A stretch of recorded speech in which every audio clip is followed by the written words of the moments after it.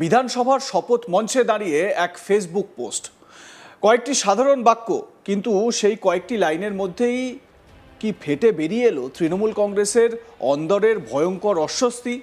বহুদিন ধরে দলের অন্যতম মুখ, দিদির বিশ্বাসভাজন সৈনিক বলে পরিচিত কুণাল ঘোষ হঠাৎ কেন এমন পোস্ট করলেন, যা পড়ে রাজনৈতিক মহলে শুরু হয়েছে তীব্র জল্পনা। প্রশ্ন উঠছে, এ কি শুধুই আবেগঘন আত্মসমালোচনা, নাকি এর আড়ালে রয়েছে বড় কোনো রাজনৈতিক বিস্ফোরণের ইঙ্গিত?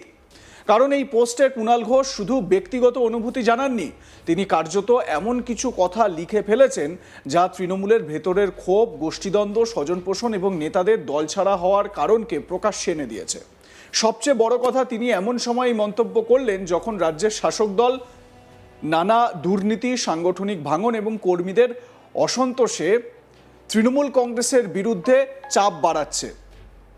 রাজনৈতিক মহলের একাংশ বলছে এটি নিছক ফেসবুক পোস্ট নয়, এটি আসলে কোডেড মেসেজ, এমন এক বার্তা যা সরাসরি কাউকে আক্রমণ না করেও দলের অন্দরমহলের ভয়ঙ্কর বাস্তবকে সামনে নিয়ে এসেছে। কুণাল ঘোষ লিখেছেন, তাপসদাকে তৃণমূলে রাখতে আমরা চেষ্টা করেছিলাম। এই যে কুণাল ঘোষের যে লেখা, সেই লেখাটা আপনাদের দেখাচ্ছি। তিনি বলছেন, তাপসদাকে তৃণমূলে রাখতে আমরা চেষ্টা করেছিলাম, পারিনি, দুর্ভাগ্য। এই একটি লাইনই যথেষ্ট রাজনৈতিক বিস্ফোরণ ঘটানোর জন্য, কারণ এখানে তিনি স্পষ্ট জানিয়ে দিয়েছেন দলের গুরুত্বপূর্ণ নেতাদের ধরে রাখার চেষ্টা হয়েছিল, কিন্তু শেষ পর্যন্ত তা ব্যর্থ হয়েছে। কেন ব্যর্থ? কার জন্য ব্যর্থ? কারা এমন পরিস্থিতি তৈরি করেছিল যাতে পুরনো নেতারা দল ছাড়তে বাধ্য হন?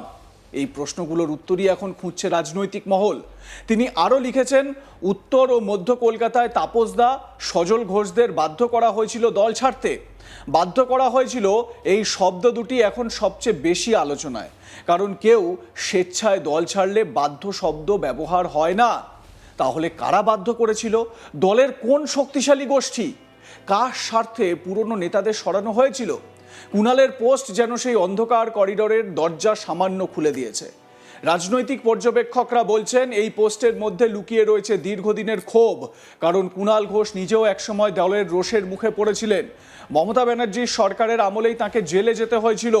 আরও স্পেসিফিকভাবে যদি বলি, তাহলে মমতা বন্দ্যোপাধ্যায়ের পুলিশই এই কুণাল ঘোষকে অ্যারেস্ট করে জেলে পাঠিয়েছিল। সারদা কাণ্ডে গ্রেপ্তার হয়ে দীর্ঘ সময় জেলবন্দি ছিলেন তিনি।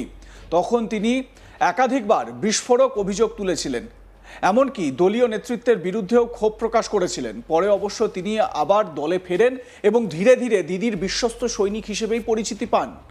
কিন্তু প্রশ্ন হলো, সেই পুরনো ক্ষত কি সত্যি শুকিয়েছে, নাকি ভিতরে ভিতরে জমে থাকা ক্ষোভ আজও আবার মাথা তুলছে? কুণাল ঘোষের পোস্টের শেষ লাইন এখন সবচেয়ে বেশি ভাইরাল, পুনশ্চ কেস দেবেন না প্লিজ। কেন তিনি এমন লিখলেন? দেখতে পাচ্ছেন কুণাল ঘোষের যে পোস্টটি বিস্তর সেখানে লিখেছেন, সেখানে স্বজন পোষণের কথা লিখেছেন এবং সেখানে পলিটিক্সের কথা লিখেছেন, কিভাবে তার দলের অন্দরেই রাজনীতি হয়েছে সেই কথা তিনি উল্লেখ করেছেন, এবং সবার শেষে তিনি লিখেছেন, পুনশ্চ কেস দেবেন না প্লিজ। মানে তিনি যে এই লেখার মাধ্যমে তার দলের অন্দরেই রোষের মুখে পড়তে পারেন, অভিষেক বন্দ্যোপাধ্যায়, মমতা বন্দ্যোপাধ্যায়ের নেতৃত্বে দলের ক্ষোভের মুখে তিনি যে পড়তে পারেন, সেটাও তিনি খুব ভালো মতনই জানেন। কিন্তু প্রশ্ন হচ্ছে, কেন তিনি এমন লিখলেন? একজন বিধায়ক, দলের গুরুত্বপূর্ণ মুখ, হঠাৎ কেন আইনি মামলার ভয় পাবেন? তিনি কি ইঙ্গিত দিতে চেয়েছেন যে সত্য বললে বা সত্যিটা সামনে আনলে এখনো শাস্তির ভয় রয়েছে? রাজনৈতিক মহলের একাংশ মনে করছে এই লাইন নিছক রসিকতা নয়, বরং এটি ভয় এবং ক্ষোভের মিশ্রণ। কারণ সাম্প্রতিক সময়ে তৃণমূলের ভেতরে ভিন্ন মত প্রকাশ করলেই নানা ধরনের চাপের অভিযোগ উঠেছে। কেউ টিকিট পাননি, কেউ সাংগঠনিকভাবে কোণঠাসা হয়েছেন, কেউ আবার চুপচাপ দল ছেড়েছেন। কুণালের পোস্ট যেন সেই জমে থাকা আগুনে নতুন করে ঘি ঢেলে দিল। সবচেয়ে গুরুত্বপূর্ণ বিষয় হলো, তিনি সরাসরি লিখেছেন স্বজন পোষণ চলছে। এই শব্দটাই এখন তৃণমূলের জন্য সবচেয়ে অস্বস্তিকর। এবারে এখান থেকে আরও একটা প্রশ্ন উঠে যায় যে তৃণমূল কংগ্রেস এখন তো শাসক দলে নেই, বিরোধী আসনে। এবারে এই দল, যেই দল একেবারে এই বিপুল হারের পর মনস্তাত্ত্বিক দিক থেকে যেই দল একেবারে নুইয়ে পড়েছে, সেই দলেও এই মুহূর্তেও কি, মানে এই খারাপ সময়েও কি স্বজন পোষণ জারি রয়েছে? কারণ আমরা দেখেছি যখনই কোনো রাজনৈতিক দল তাদের খারাপ সময় যায়, সরকারের শীর্ষে মানে সরকার শাসক দল হিসেবে থাকার পর যখন তারা বিরোধী আসনে বসে, তারা কিন্তু শুদ্ধিকরণের পথে হাঁটে। যে যে ভুলগুলো সরকারে থাকা অবস্থায় শাসক দল করেছিল, বিরোধী অবস্থানে এসে সেইগুলোকে চেঞ্জ করার বা রেকটিফাই করার চেষ্টা করা হয়। আমরা সিপিএমের সময়ও সেটা দেখেছি। সিপিএমের শুদ্ধিকরণের যে তত্ত্ব, সেই তত্ত্ব সর্বজনবিদিত। তৃণমূল কংগ্রেস সেটা না করে কি এখনও ওই স্বজন পোষণ, নিজের কাছের লোককে সুবিধা পাইয়ে দেওয়া, এই সমস্ত কাজ করে যেতে চলেছে বা করে যাচ্ছে? কুণাল ঘোষ কি সেদিকে ইঙ্গিত করেছেন? বিরোধীরা দীর্ঘদিন ধরেই অভিযোগ করে আসছে যে কর্মীদের চেয়ে ঘনিষ্ঠ গোষ্ঠী বেশি প্রভাবশালী। মানে তৃণমূল কংগ্রেসের যে ঘনিষ্ঠ গোষ্ঠী, তারা মানে তৃণমূলের নেতা নেত্রীদের ঘনিষ্ঠ মহলে যারা থাকেন তারা নাকি বেশি প্রভাবশালী। তৃণমূলের পুরনো সৈনিকরা নাকি ক্রমশ গুরুত্ব হারাচ্ছেন, আর একটি নির্দিষ্ট লবি সব সিদ্ধান্ত নিয়ন্ত্রণ করছে। কুণাল ঘোষ যখন লিখছেন কর্মীরা ধৈর্য হারাচ্ছেন, তখন সেটা শুধু তার ব্যক্তিগত মত নয় বলেই মনে করছে রাজনৈতিক মহল। কারণ একজন সংগঠনের ভিতরের মানুষ না হলে এমন মন্তব্য করেন না। তিনি জানেন মাঠ পর্যায়ের কর্মীদের মধ্যে কী ধরনের ক্ষোভ জমছে। তিনি জানেন বহু পুরনো তৃণমূল কর্মী আজ নিজেকে বঞ্চিত মনে করছেন, আর সেই ক্ষোভই হয়তো তাঁর লেখার মধ্যে বিস্ফোরিত হয়েছে। আরও তাৎপর্যপূর্ণ হলো তাপস রায়কে নিয়ে তার মন্তব্য। একসময় যাকে ভালো বলার জন্য তাকে সাসপেন্ড করা হয়েছিল, আজ সেই তাপস রায়ের হাতেই তিনি বিধায়ক হিসেবে শপথ নিয়েছেন। রাজনীতির নির্মম পরিহাসের কথা বলতে গিয়ে কুণাল যেন আসলে দলের সিদ্ধান্ত নিয়েই প্রশ্ন তুলে দিয়েছেন। তিনি যেন বলতে চেয়েছেন যাদের একসময় অপমান করা হয়েছিল, আজ তাঁরাই অন্য জায়গায় প্রতিষ্ঠিত।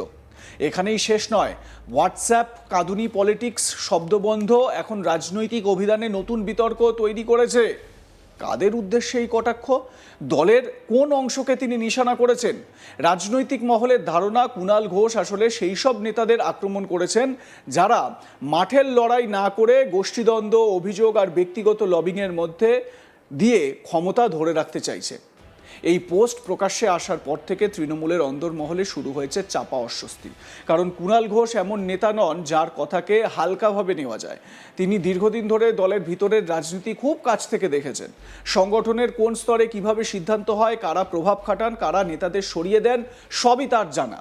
সেই কারণেই রাজনৈতিক মহল মনে করছে এই পোস্ট আসলে আইসবার্গের চূড়া। বাইরে যতটা দেখা যাচ্ছে, ভিতরে হয়তো তার চেয়েও বড় অশান্তি লুকিয়ে রয়েছে।